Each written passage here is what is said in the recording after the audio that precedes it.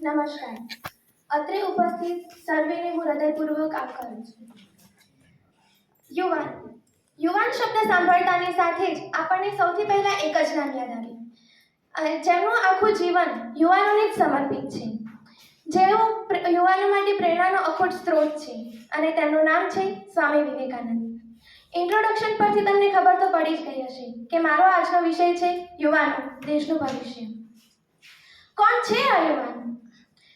યુવાન શું અમે સેમ 1 માં ભણ્યા કાઉન્સેલિંગમાં કે 18 થી 35 વર્ષનો વ્યક્તિ એ યુવાન અવસ્થામાં આવી ગયો છે તેમ કહેવાય, પરંતુ શું યુવાન એ ખરેખર ઉંમરનો બંધી છે ખરો?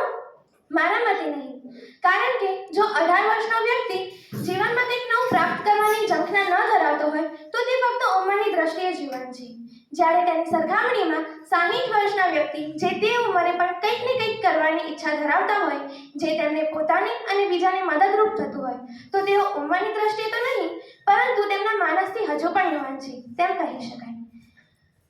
આજના સમયમાં આધુનિક યુગ હોવાથી દરેકની પાસે ઉપકરણો તો હોય જ છે.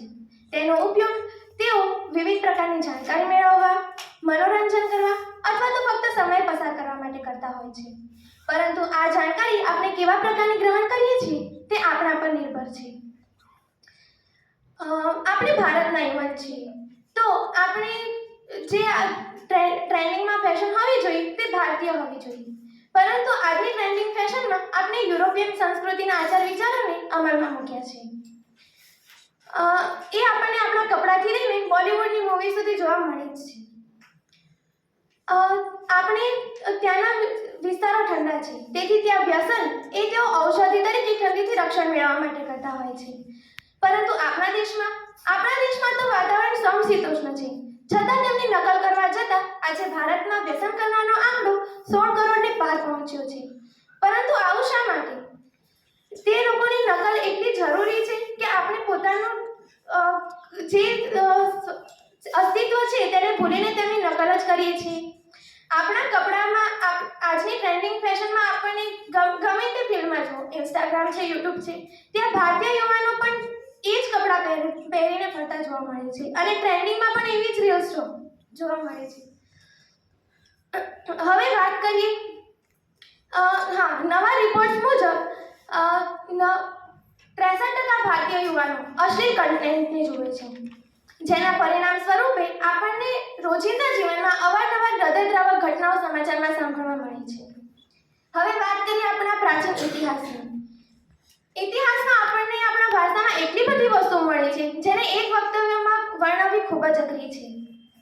છતાં વિદેશની આધુનિકતા જોઈને અંત થયેલા ભારતીય યુવાનો તેઓ ભૂલી જ ગયા છે કે આપણે હજુ પણ એ જ ભારતના સંતાન છીએ, અને આપણા પૂર્વજો જે વગર ટેકનોલોજી એ સમય કરી ગયા તે આપણે આ ટેકનોલોજીના યુગમાં પણ તેમને ગૌરવ અપાવે તેવા કાર્યો કરવાની ક્ષમતા ધરાવીએ છીએ.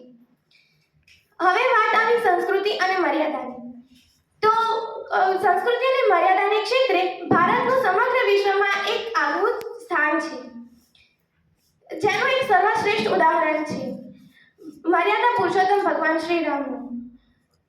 બીજા પણ ઘણા નામ છે, પરંતુ સમય મર્યાદાને કારણે તે બધા નામ લેવા અહીં શક્ય નથી. પરંતુ હા, આધુનિક યુગમાં સંસ્કાર અને મર્યાદાનું શ્રેષ્ઠ ઉદાહરણ હજુ મારા ધ્યાને આવ્યું નથી. શું આપના કોઈના ધ્યાનમાં આવ્યું છે ખરું? નહીં? પરંતુ આવું શા માટે? સમયની સાથે આપણા સંસ્કાર અને મર્યાદા ક્યાં ગયા? શું એક ભારતીય તરીકેની આપણી ફરજ નથી કે આપણે તેને જાળવી રાખીએ? અને જો આના ઉત્તરમાં તમને પણ હા કહેવાની ઈચ્છા થતી હોય તો ચાલો આપણે સૌ સાથે મળીને સંકલ્પ કરીએ કે આપણી સંસ્કૃતિ, માન, મર્યાદા અને સંસ્કાર હતા તેનાથી પણ શ્રેષ્ઠ કરીને અમલમાં મૂકીએ, અને પોતાનાથી થાય એટલો પૂરેપૂરો ફાળો આપીએ.